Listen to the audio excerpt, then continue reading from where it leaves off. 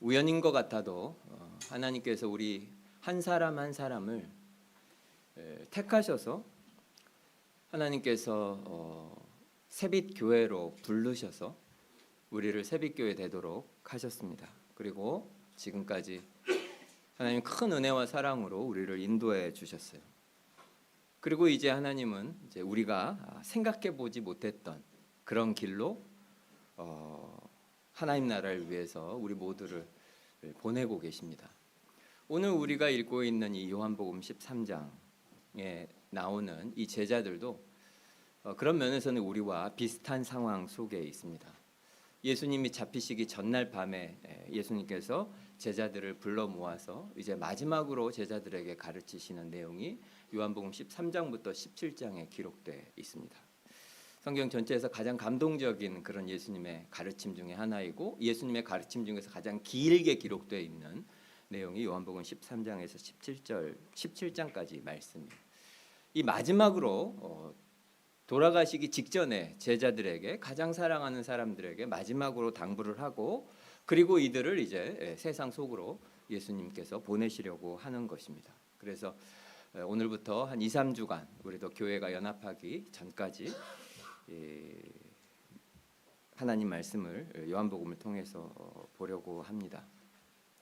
예수님께서 이제 마지막입니다. 십자가로 떠나시면서 제자들을 이제 세상 속으로 보내시는데 그 시작을 뭘로 하고 계시냐면 제자들의 발을 씻기시는 굉장히 충격적인 일을 하시는 것으로 이 모든 것을 시작합니다. 그런데 3절 말씀에 보면 예수는 아버지께서 모든 것을 자기 손에 맡기신 것과 또 자기가 하나님께로부터 오셨다가 하나님께로 돌아갈 것을 아시고 예수님이 다 아셔요. 그분은 하나님이시죠. 하나님 아버지 그분의 하늘 영광 가운데 같이 계셨던 분이 예수님입니다. 그런데 메시아로 기름 부은 종으로 하나님의 그 구원 사역을 이루기 위해서 이 땅에 그리스도로 오셔야 했고 그리고 십자가에 죽고 부활하셔서 승천하신 이후에는 아버지 품으로 다시 돌아가서 하늘 보좌에 앉으셔서 다스리시고 통치하실 것을 예수님은 다 아십니다. 그러니까 예수님은 자신이 누구이신지 너무나 명백하게 다 알고 계셔요. 그런데 바로 이어지는 4절 말씀에 바로 이어서 저녁 잡수시던 자리에서 일어나 겉옷을 벗고 수건을 가져다가 허리에 두르고 그리고 대야에 물을 떠서 제자들의 발을 씻으시고 수건으로 닦으십니다. 이 두 장면이 아무 이야기가 아닌 것 같아도 요한은 의도적으로 예수님이 자신이 누구이신지 명확히 알고 계시는 것과 그리고 4절에 바로 이어지는 예수님이 제자들의 발을 씻기시는 장면을 딱 이어서 지금 적고 있습니다. 무엇을 비교하고 싶으신 겁니까? 그분이 그런 분이시라면 그분은 하나님이시라는 거죠. 모든 인간과 모든 피조물과 다른 가장 높으시고 가장 존귀하신 분이 예수님이시다. 근데 그분이 제자들의 발을 씻기신다. 이것을 곧바로 대조하면서 말하고 싶은 거예요. 발을 씻기시는 이 장면 자체는 굉장히 상징이고 표지이죠. 그래서 오늘 말씀을 통해서 우리는 예수님이 누구이신지 그리고 예수님의 그 사역의 동력, 힘, 동기 그것이 무엇인지 그것을 우리가 안다면 우리는 그것을 어떻게 우리의 삶에 적용하며 살 것인지 생각해 보려고 합니다. 제일 먼저 오늘 이 그림이 이 이야기가 예수님이 누구이신지를 아주 잘 보여주고 있습니다. 사실 제자들의 발을 씻긴다 이것은 2000년 전에 그 사회를 생각해 보면 사회적으로 굉장히 충격적인 일이고 더더군다나 이 제자들 거기 모여 있는 그 사람들 입장에서는 너무나 당혹스럽고 너무 놀라운 그런 일이었을 것입니다. 2000년 전에 팔레스타인을 생각해 보면 덥고 건조하고 지금처럼 우리 같은 신발이 아니라 샌들을 신고 이렇게 다녔으니까 식사를 하려고 한 방에 사람들이 모이면 또 어느 집에 식사 초대를 받아서 가면 걸어가는 중에 발이 더러워지고 냄새가 나고 먼지가 묻을 테니까 당연하게도 그 실내로 들어갈 때 발을 씻어야겠죠. 그런데 스스로 발을 씻는 것이 아니고 대체로는 그 발 씻는 일은 남자 노예들이 그 일을 했습니다. 그런데 그 노예들 중에서도 이렇게 약간 이렇게 직급이 높은 노예가 있고 굉장히 이제 하급 노예가 있는데 이 발 씻는 일은 전체 노예들 중에서도 제일 허드렛 일하는 이제 그런 계급이 낮은 그런 노예가 담당하는 그런 일이었습니다. 그러니까 무슨 말이냐면 이 일은 노예들 중에서도 조금 이제 신분이 있는 좀 중요한 역할을 하는 노예라면 그런 일은 내가 할 일이라고 상상도 할 수 없을 정도로 굉장히 천하고 심지어 노예조차도 굴욕을 느끼는 그런 정도의 일이라는 것입니다. 사실 지금도 그렇죠. 누구의 발을 만진다는 게 이렇게 쉬운 일이 아니잖아요. 근데 2000년 전에 노예조차도 그렇게 생각했던 일이에요. 그러니까 하물며 이 발을 닦는 일을 그 식사를 대접하는 주인이 한다든지 아니면 사회적으로 지위가 높은 사람이 한다든지 아니면 랍비나 선생이 한다든지 사실 그런 거는 상상도 할 수 없는 이제 그런 일이에요. 그런데 예수님께서는 이것을 매우 의도적으로 이제 하고 계신 거죠. 그러니까 이 3절과 4절 말씀이 예수님의 그 너무나 높고 높은 존귀하신 신분과 그리고 그 신분에 너무 어울리지 않는 그런 행동, 그것을 이제 요한과 또 성경이 대조하고 있는 거죠. 물론 이것은 일종의 표지입니다. 사인.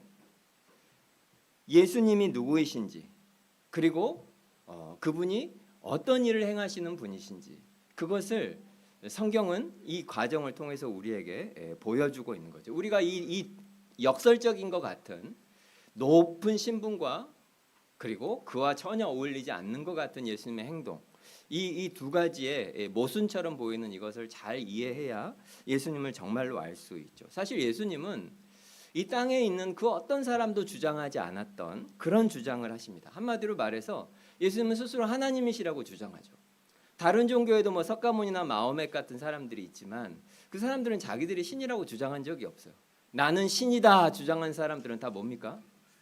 사이비 교주들이죠. 그런 사람들은. 실제로 나는 신이다, 내가 하나님이다 이런 주장은 정말 놀라운 주장이에요. 지금 우리가 듣더라도 마찬가지예요. 근데 성경을 보면 예수님은 직접적으로 여러 곳에서 본인이 하나님이시라고 말씀하고 계셔요. 얼마 전에 우리가 보았는데 요한복음 5장 58절에 보면 아브라함이 나기 전부터 내가 있느니라 이러면 내가 있느니라. 그때 제가 설교한 적이 있는데 영어로는 내가 있느니라가 I am이에요. 아브라함이 나기 전부터 내가 I am, 내가 있었다. 근데 있었다가 아니고 있느니라 현재형으로 적고 있어요. 어디서 많이 들어본 말이죠. 바로 출애굽기에서 하나님께서 모세에게 주신 이름입니다. 하나님의 이름. 한글 성경에서 나는 스스로 있는 자라 이렇게 번역했지만 영어 성경에는 I am who I am 이렇게 되어 있잖아요. 사실 히브리어 원문이 같아요. 내가 있느니라와 난 스스로 있는 자다. 이거 사실 원문이 같은 말이에요. 그러니까 무슨 말이냐면 아주 단순하게 말해서 모세에게 나타나셔서 하나님께서 자신의 이름을 알려주셨는데 요한복음에서 예수님이 내 이름이 바로 그 하나님의 이름이다 이렇게 말씀하고 계신 거죠. 하나님의 이름을 자기 이름이라고 하고 있는 거예요. 굉장히 도발적인 그런 주장이죠. 고대 사람들 입장에서 보면. 또 요한복음 12장에 보면 예수님께서는 예수님 자신을 보는 것이 곧 하나님을 보는 것이다 이렇게 말씀하세요. 마가복음 9장에는 예수님 자신을 믿는 것이 바로 하나님을 믿는 것이다 이렇게 말씀하세요. 요한복음 14장 6장에는 누구든지 나로 말미암지 않고는 아버지께로 올 자가 없느니라. 어떤 사람도 예수 그리스도를 통하지 않고 예수 그리스도를 믿지 않고 아버지께 갈 수가 없어요. 예수 그리스도에게 온다고 하는 것은 곧 하나님에게 오는 것과 같다는 거죠. 예수 그리스도께서는 하나님과 자신이 동등하다. 사실상 그렇게 말씀하고 계시는 거예요. 직접적으로. 그런데 이것이 지금 우리가 듣기에는 그냥 평범한 말처럼 혹시 들릴 수 있을지 모르지만 2000년 전에 성경을 잘 아는 유대인들 입장에서는 이건 도저히 받아들이기가 힘든 말이죠. 영이신 하나님, 유일하신 여호와 하나님이 지금 여기 서 있는 한 사람이라고 주장한다는 것을 어떻게 받아들이겠어요? 그래서 예수님이 하나님을 아버지라고 부르고 그리고 아버지와 내가 동등하다, 그 영광이 같다 이런 표현을 할 때마다 그 유대인들이 돌을 들어서 예수님을 쳐 죽이려고 했습니다. 도저히 받아들일 수가 없었던 거죠. 어쨌건 예수님께서는 직접적으로 예수님 자신이 하나님이시라는 것을 계속 말씀하셨을 뿐만 아니라 간접적으로 예수님이 하나님이시라고 하는 것을 여러 곳에서 사실상 예수님의 사역 모든 곳에서 모든 상황에서 내가 하나님이라고 하는 것을 간접적으로 표현하셨습니다. 우리가 성경 공부할 때 이건 많이 배웠죠. 가장 대표적인 것이 뭐냐면 죄를 용서하시는 거예요. 죄를 용서하시는 것, 죄 사함이라고 하는 것은 오직 하나님만 할 수 있는 하나님의 사역인데 예수님은 여러 곳에서 죄 사함을 선포하십니다. 하나님이시라는 간접적인 주장이죠. 또 요한복음 6장에 보면 예수님께서는 영생을 주는, 생명을 주는 권세가 예수님 자신에게 있다고 말씀하세요. 마가복음 14장에 보면 예수님은 세상을 심판하실 것이라고 말씀하고, 이 모든 것이 다 무슨 이야기죠? 하나님이라는 거죠. 또 성경의 여러 곳에 보면 천사가, 하나님의 사자, 여호와의 사자가 사람들에게 나타날 때가 있죠. 그러면 사람들이 그 모습을 보고 엎드려요. 그러면 천사들이나 여호와의 사자들이 한결같이 다 뭐라고 하죠? 엎드리지 말라고 합니다. 일어나라, 나는 너와 같은 피조물이다. 하나님에게 예배해야지, 나한테 그러면 안 된다. 이렇게 다 말려요. 사도행전 14장에 보면 바울과 바나바가 루스드라라고 하는 곳에 갑니다. 근데 거기 가서 나면서부터 걷지 못한 사람을 고쳐요. 그러고 나니까 사람들이 와, 신이 우리 가운데 오셨다 하면서 바울과 바나바를 위해서 제사를 드리려고 해요. 그러니까 바울과 바나바가 옷을 찢으면서 그들 속에 들어가서 뭐라고 하냐면, 어찌해서 여러분들이 이런 일을 합니까? 우리도 여러분과 똑같은 성정을 가진 사람입니다. 하나님께 예배해야 합니다. 우리한테 하면 안 됩니다. 이렇게 해요. 천사든지 위대한 사도들이든지 누구든지 사람들이 자기를 예배하려고 하면, 진실한 성도라면 그걸 받아들이질 않았어요. 그런데 예수님은 달랐죠. 예수님은 사람들이 와서 엎드리고 경배하면 그것을 자연스럽게 받아들입니다. 나한테 경배하면 안 된다, 하나님만 예배해야 된다, 그렇게 말씀하지 않으셔요. 요한복음 20장에 보면 부활하신 예수님을 도마가 만나요. 그리고 도마가 뭐라고 하냐면 나의 주님이시요 나의 하나님이십니다. 예수님에게 직접 그렇게 말해요. 나의 주님이시요 나의 하나님이십니다. 근데 예수님이 그러면 안 된다 하지 않고 그것을 그대로 받아들이십니다. 무슨 말이냐면 예수님은 이 땅에 어떤 인간도 하지 않았던 주장을 하셨어요.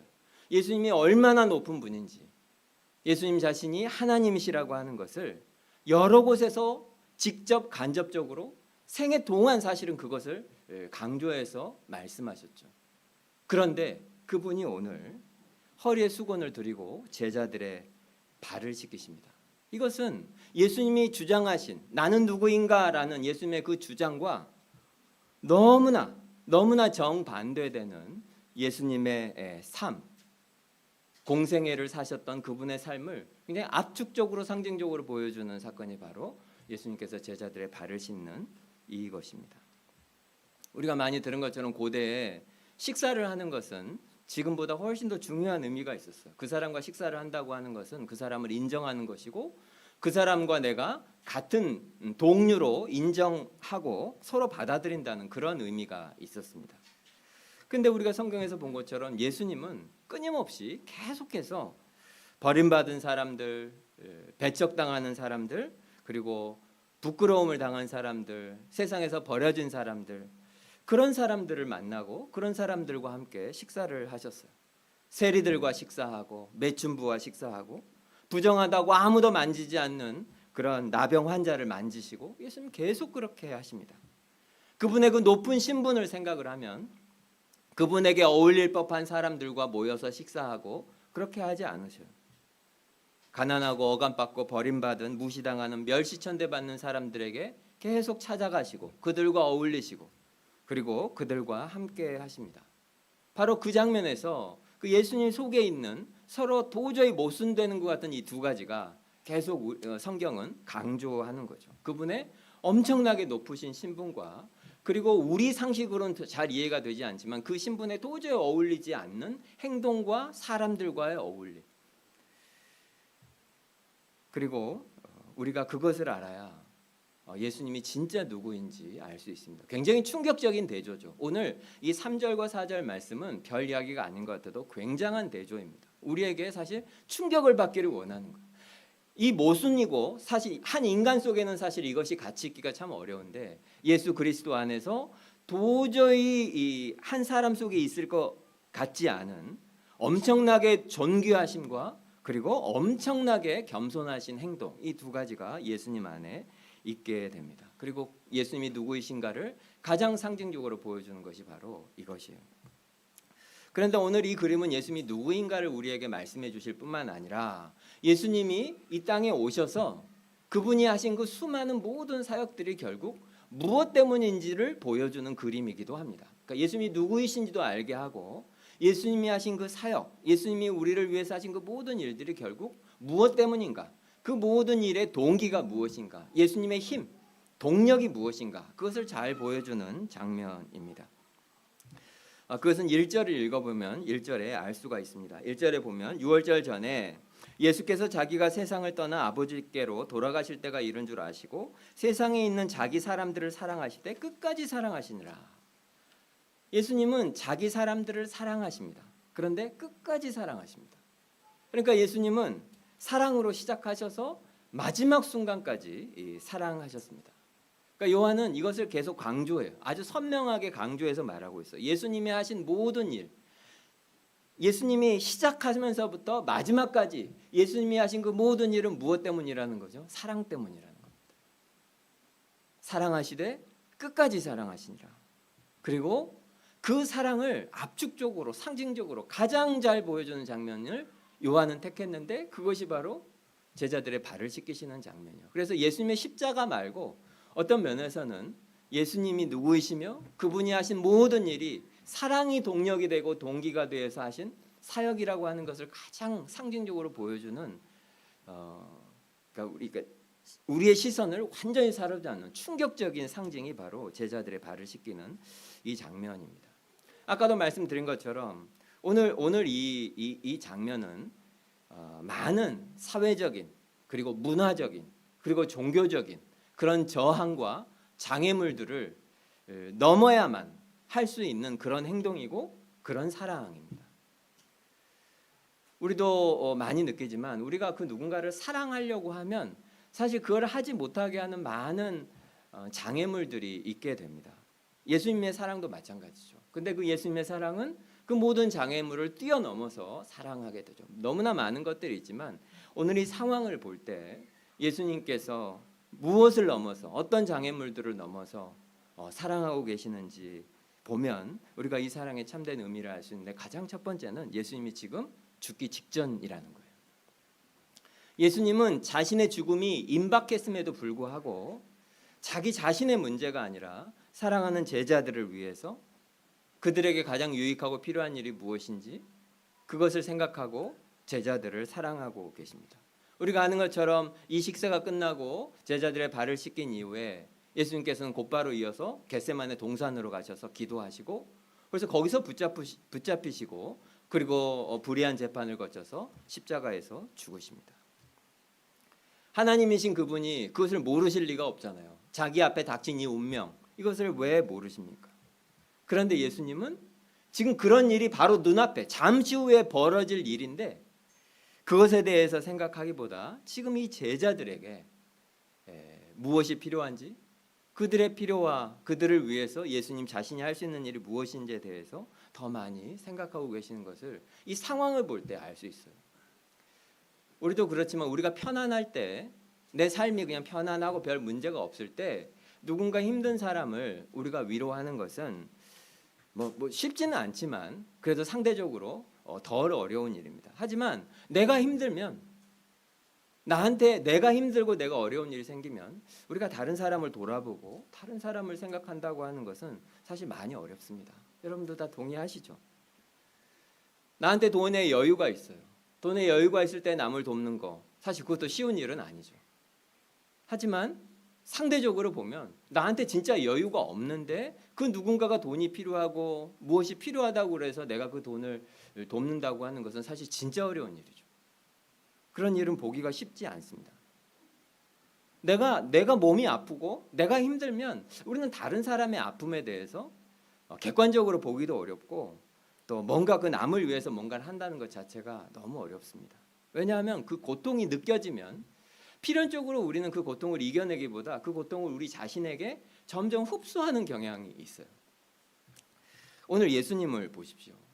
예수님이 지금 어떤 심정이고 예수님이 어떤 마음인지 사실 우리가 상상하기가 좀 쉽지가 않습니다.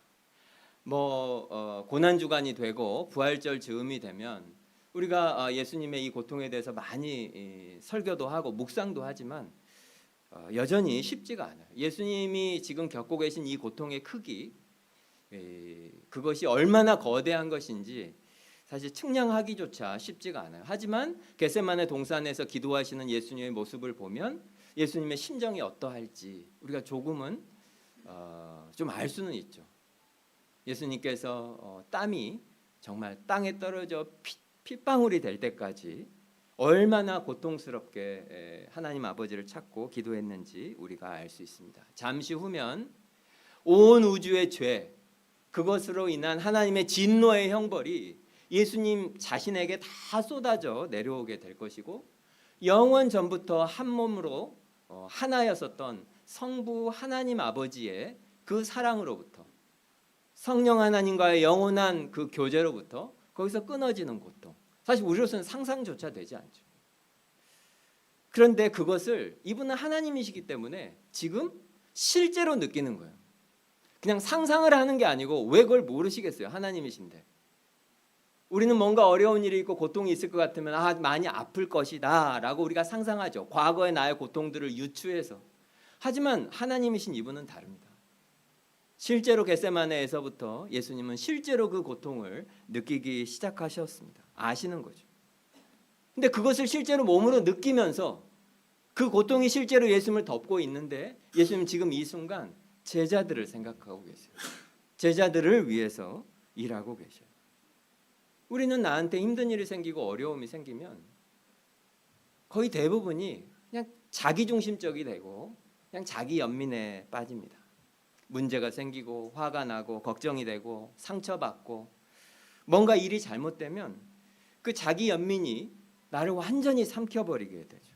그래서 다른 사람의 문제나 다른 사람의 상태에 대해서 우리가 생각하지 못하게 됩니다. 하지만 오늘 예수님은 너무나 달라요. 정말 자기 자신에 대해서 정말 손톱만큼의 연민도 없이 그 사랑하는 제자들을 계속 생각하십니다. 사실 우리에게 있어서 누군가를 사랑하려고 할 때 이것은 굉장한 장애물입니다. 자기 사랑, 내 고통, 내 상처, 나를 넘어서서 그런 것이 있음에도 불구하고 남을 사랑한다고 하는 것이 우리에게 큰 장애물인데, 예수님께서는 오늘 그것을 넘어서 사랑하고 계셔요. 또 하나, 우리가 누군가를 사랑할 때, 우리가 은혜에 대해서 설교할 때 제일 많이 강조한 것처럼, 우리가 남을 사랑하려고 하면 제일 큰 장애물 중에 하나는 그 사람의 자격 없음입니다. 내 사랑을 받을 자격이 그 사람에게 없을 때. 오늘 이 이야기가 굉장히 충격적인 것은, 예수님께서는 우리의 자격 없음에도 불구하고 우리를 무한히 사랑하신다는 거예요. 오늘 이 그림을 다시 보십시오. 예수님께서 식사하시다가 일어나서 겉옷을 벗고 수건을 허리에 동이고, 그리고 대야에다가 물을 떠와서 무릎을 꿇고 가장 천한 노예가 하는 굴욕적인 그런 일, 제자들의 발을 씻기시는 이 일을 합니다. 이 장면을 바울은 빌립보서 2장에서 굉장히 신학적으로 그리고 아름답게 묘사했죠. 우리가 잘 아는 그 말씀이에요. 그는 근본 하나님의 본체시나 하나님과 동등됨을 취할 것으로 여기지 아니하시고 오히려 자기를 비워 종의 형체를 가지사 사람들과 같이 되셨고 사람의 모양으로 나타나사 자기를 낮추시고 죽기까지 복종하셨으니 곧 십자가에 죽으심이라. 예수님의 그 신분을 생각하면 예수님이 하고 계신 이 일이 굉장히 충격적이다 이렇게 알 수 있는데, 이 아름다운 이야기를 쭉 그려가면서 2절에 보면 조금 생뚱맞은 말이 나옵니다. 2절에 보면 마귀가 벌써 시몬의 아들 가룟 유다의 마음에 예수를 팔려는 생각을 넣었더라. 요한은 굉장히 의도적으로 이 2절 말씀을 여기에 적고 있다고 볼 수 있죠. 왜 이렇게 말할까요? 예수님이 이제 하나님이셔요. 그래서 그분이 종의 형체를 가지고 제자들을 섬겨요. 그런데 2절에 이 유다의 마음에 이미 예수님을 배반할 마음이 이미 들어와 있고, 예수님을 이미 돈 주고 팔았고, 이것을 유다가 이미 했다는 거예요. 마귀가 그렇게 시켜서. 그런데 예수님께서 제자들의 발을 씻기시니까 유다한테도 갔을 거 아니에요. 하나님이신 그분이 이미 유다의 마음에 있는 일과 유다가 이미 유대인들과 내통한 일을 예수님이 모르시겠습니까? 당연히 아시죠. 근데 유다 앞에 가가지고 이 더러운 배신자, 난 네가 한 일을 알고 있다. 넌 안 돼. 패스. 그렇게 하십니까? 아니죠. 예수님은 유다의 발도 씻기셨습니다. 그리고 그 옆에 누가 앉아 있었겠습니까? 베드로도 앉아 있었겠죠.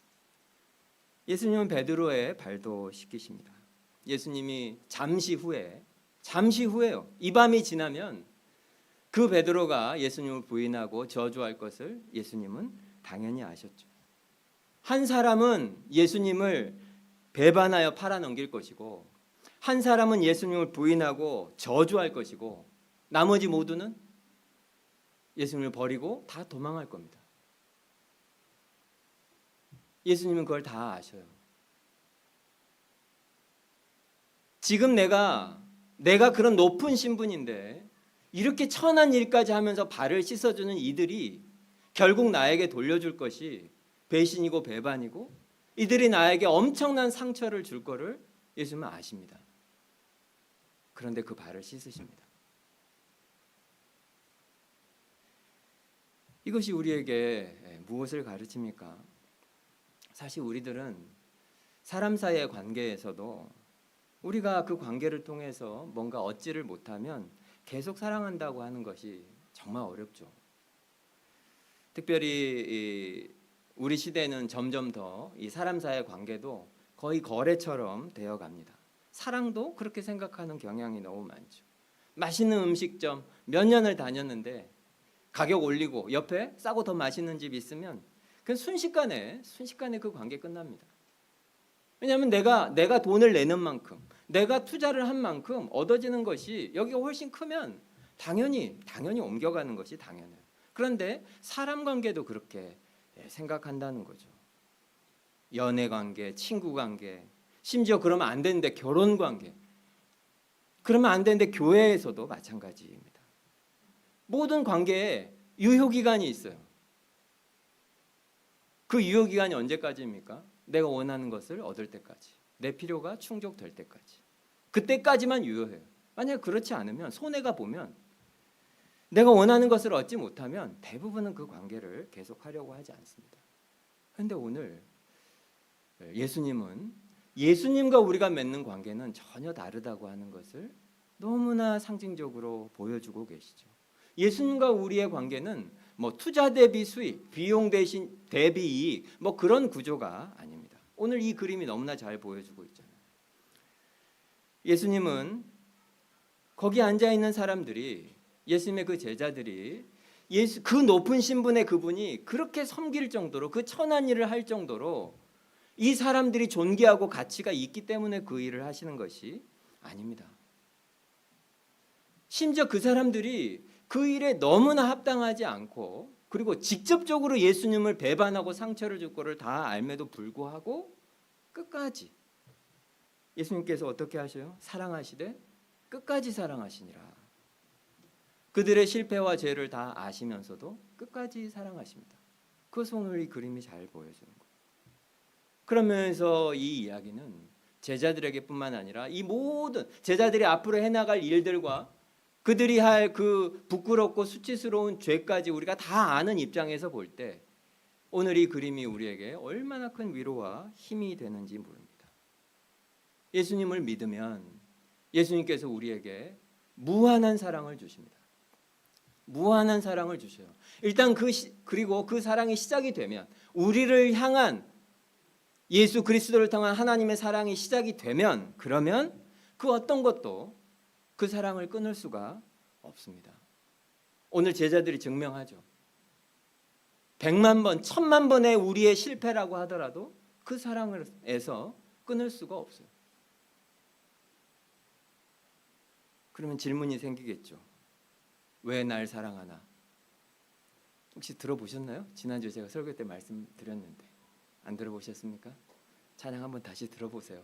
왜 날 사랑하나? 그 찬양 들어보면 찬양이 끝까지 답이 안 나와요. 왜 날 사랑하나로 끝나요. 하지만 성경에는 분명히 답이 있습니다. 왜 우리를 사랑하십니까? 성경이 하는 답이 뭐냐면 사랑하시기 때문에입니다. 무슨 말인지 들어보십시오. 하나님께서 우리를 왜 사랑하시냐면 하나님이 우리를 사랑하시기 때문에.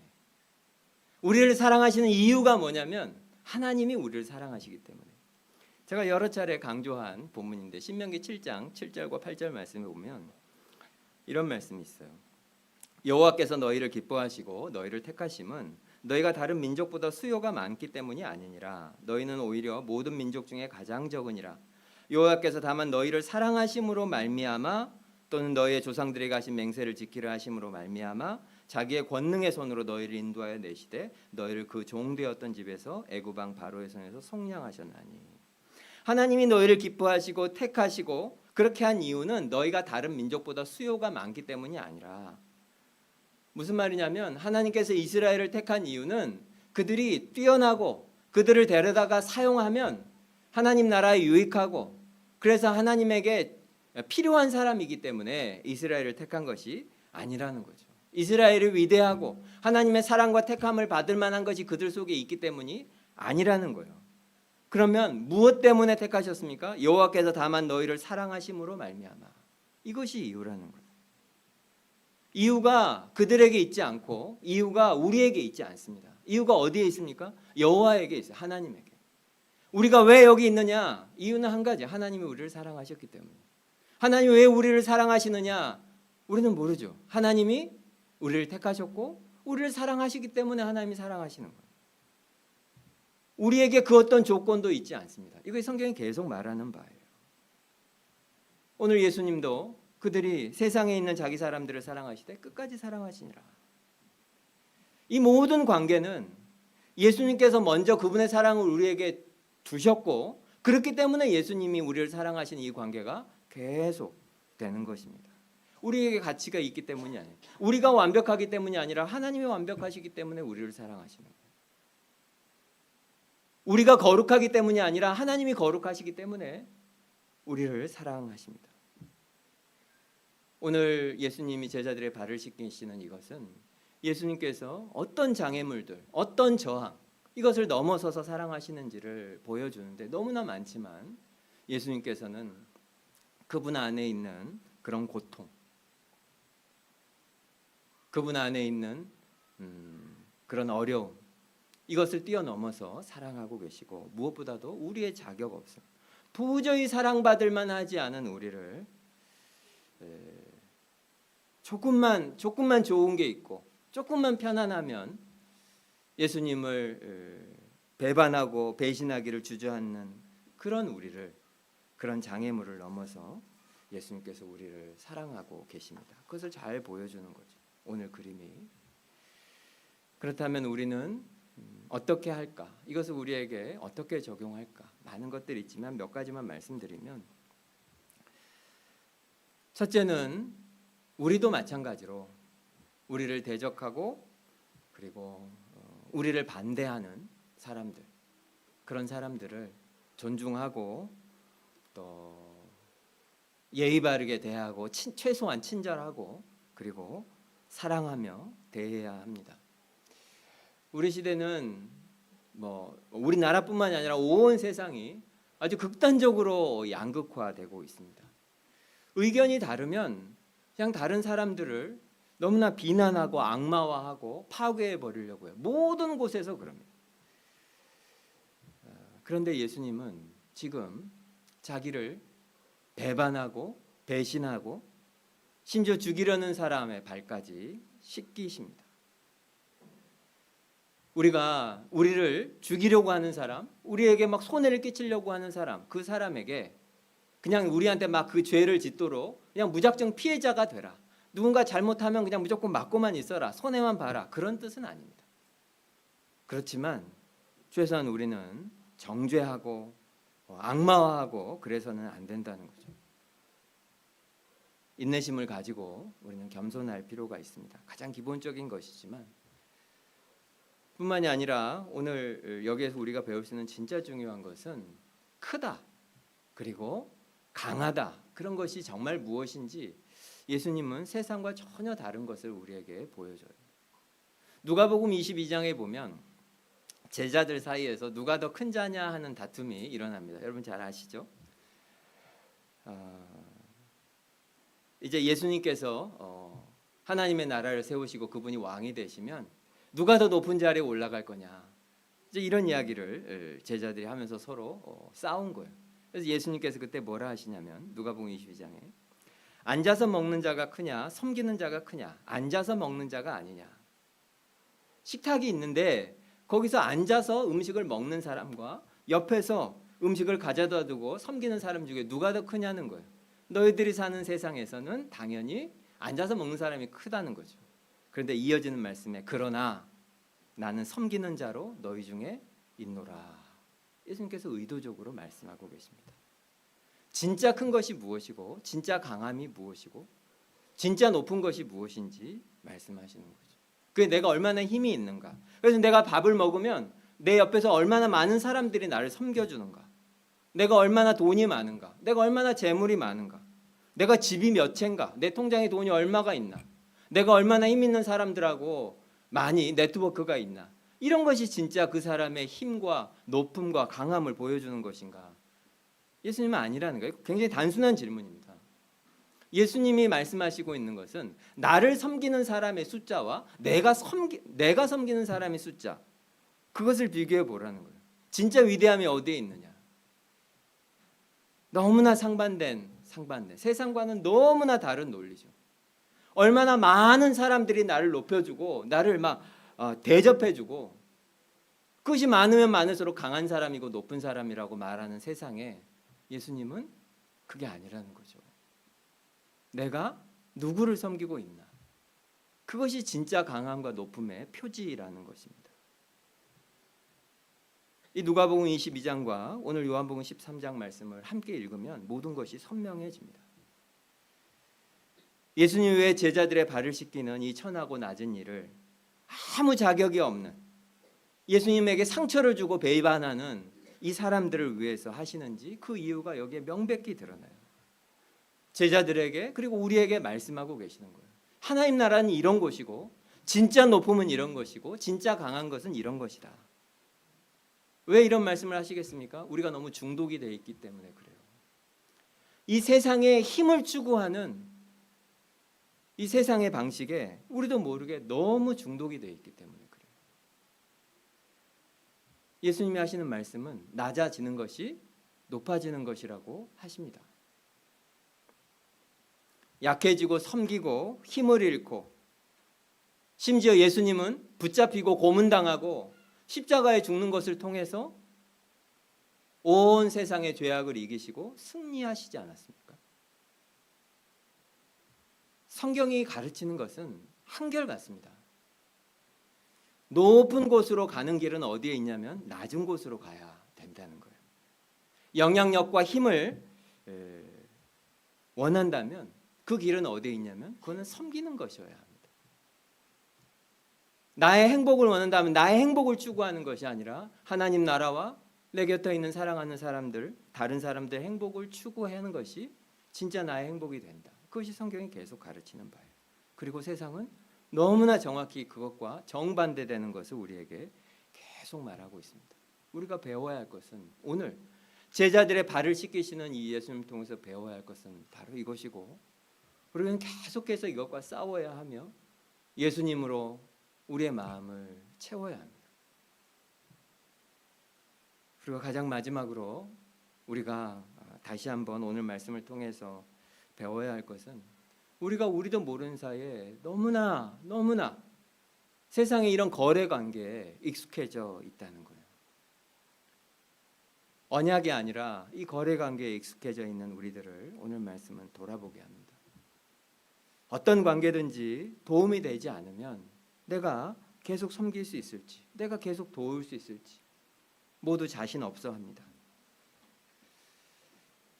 그런데 우리 교회에서 아마 1000번은 말했을 것 같은데 우리가 정말로 예수님이 우리에게 하신 일이 무엇이고 그 의미가 무엇인지 안다면 우리가 살아가면서 내가 얼마나 많은 비용을 지불했는데 내가 얼마나 많이 얻을 수 있는가 이런 관점으로 우리는 점점 더 살아가지 않게 될 겁니다. 왜 그렇습니까? 오늘 말씀을 보십시오. 예수님이 대하에다가 무엇을 들고 제자들에게 갔겠습니까? 당연히 물이죠, 물. 예수님이 제자들의 그 더러운 발을 씻기십니다. 이것은 굉장히 상징적인 장면이죠. 이 장면은 바로 이후에 예수님의 그 십자가 피로 우리의 죄를 맑게 씻기시는 그 장면, 그 실체를 일종의 그림으로 이렇게 예수님께서 연극처럼 보여주신 거예요. 그래서 우리 실제로 세례 받을 때 물속에 들어가는 교단도 있고 우리처럼 물을 뿌리는 교단도 있잖아요. 이건 씻음을 말하는 겁니다. 구원을 상징하는 일이에요. 예수님이 우리를 구원하셔요. 그런데 누가복음 12장 37절에 보면 예수님이 이렇게 말씀하셔요. 주인이 다시 오면 주인이 띠를 띠고 그 종들을 자리에 앉히고 나와 수종들리라. 우리가 이 땅으로 주인이 맡기신 일을 잘하고 있으면 멀리 떠나던 주인이 돌아와서 어떻게 하냐면 주인이 그 일했던 종들을 식탁에 앉혀놓고 주인이 섬긴다고요. 주인이 옆에서. 예수님이 계속 하신 말씀과 이 그림을 생각해 보십시오. 마지막 날에 주님이 다시 오시면 그분이 허리에 수건을 동이고 우리를 식탁에 앉힌 다음에 우리에게 풍성한 것으로 먹이실 거라는 겁니다. 이것도 마찬가지로 은유죠. 무슨 말입니까? 예수님께서는 우리를 구원하셔요. 그런 다음에 그냥 구원하실 뿐만 아니라 우리에게 필요한 것을 풍성한 식탁에서 우리가 먹고 마실 수 있도록 그분이 우리에게 주십니다. 무슨 말이냐면 예수 그리스도 안에 진짜 만족과 진짜 기쁨을 우리에게 주신다는 겁니다. 아마 젊은 형제 자매들은 아직 잘 이해가 안 되시겠지만 나이가 드는 것 중에 장점들이 꽤 있습니다. 늙어가면서 좋은 점들이 있어요. 그 중에 하나는 뭐냐면 하나님 외에 아무것도 나를 만족시킬 것이 없다. 이것을 실제로 조금씩 더 실감하게 된다는 거예요. 젊었을 때는 저도 마찬가지였는데 내가 원하는 것이 있고 그 원하는 것을 얻기만 하면 진짜 행복해질 거라 그렇게 생각했어요. 물론 한 가지는 아니죠. 뭐 서너 가지 되겠죠. 하지만 그것을 얻기만 하면 너무너무 행복하게 살 거라고 생각했습니다. 근데 나이가 들수록 점점 더 알게 돼요. 내가 직접 경험해 보지 않아도 곁에서 수없는 경우들을 보니까 알게 돼요. 그것을 진짜로 가진다고 해도 그걸 얻으면 어떻게 됩니까? 더 원하게 되고 더 원하게 돼요. 뭐 현금을 뭐 10트럭 아니 100트럭 그거를 그냥 우리 다 쏟아 부어도 우리 마음이 그것으로 만족하지 못합니다. 성경이 거기에 대해서 명백하게 말하고 있어요. 전도서 3장 11절에 보면 하나님이 모든 것을 지으시되 때를 따라 아름답게 하셨고 사람들에게는 영원을 사모하는 마음을 주셨느니라. 하나님께서 우리를 지으실 때 우리 마음속에는 영원한 것으로만 만족되는 그런 존재로 우리를 지으셨어요. 나머지로 아무리 우리 속에 부어 넣어도 우리에게 진짜 만족은 없어요. 그리고 예수님께서는 바로 우리에게 그것을 주신다는 거죠. 우리를 구원하시고 영원히 만족할 수 있는 영원한 것을 우리 속에 부어주십니다. 예수를 믿는다는 것은 그런 것이고 우리가 예수를 믿어 구원을 받는다고 하는 것은 바로 그런 의미입니다. 우리는 영원한 만족을 예수 안에서 이미 얻었다. 그리고 우리가 진짜 이것을 알면